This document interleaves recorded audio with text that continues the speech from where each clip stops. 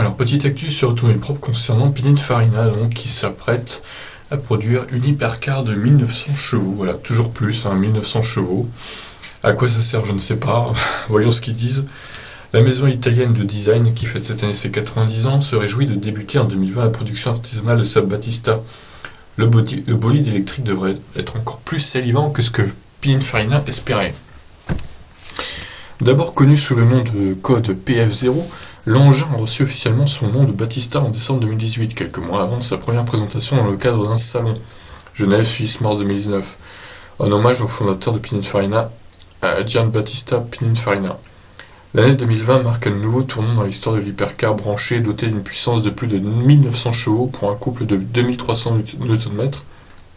Les tests dynamiques sont en cours sur des mulets qui vont permettre d'effectuer la mise au point finale de l'engin.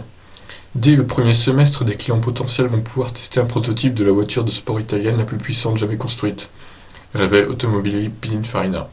En fin d'année, les premiers exemplaires commandés entreront en production et seront livrés à Cambiano, en Italie.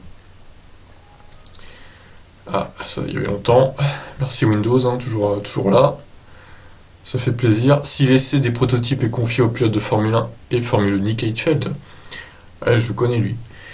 Enfin, je vois qui c'est quoi. Le calendrier du développement technique est sous la responsabilité de René Wallman, directeur de Automobili Pininfarina Sportscar auparavant chez Mercedes AMG.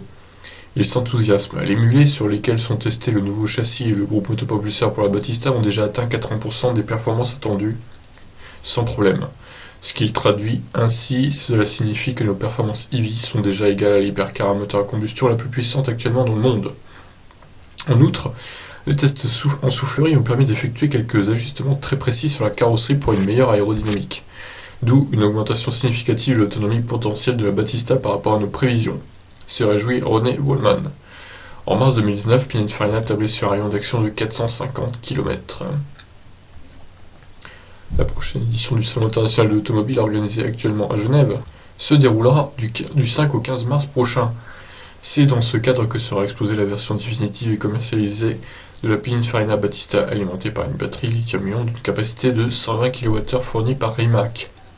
Pour accompagner le lancement du bolide électrique, l'entreprise italienne va produire une série de courtes vidéos qui seront regroupées sous l'appellation Battista Coming to Life.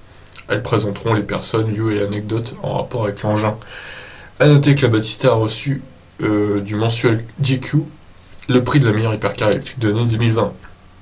Pour espérer repartir au volant de cette voiture, qui serait construite à seulement 150 exemplaires, il faudra signer un chèque d'un montant de 2 millions d'euros, voire plus. Ok, ouais. Je passe mon tour, personnellement.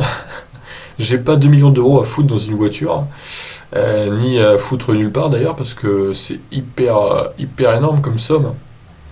Et voilà, c'est réservé aux élites très très riches et aux milliardaires, quoi. Voilà, on peut le dire. Écoutez, je vous laisse réagir, elle est belle, c'est sûr, mais voilà, c'est encore une voiture inaccessible pour le commun des mortels. Allez, ciao!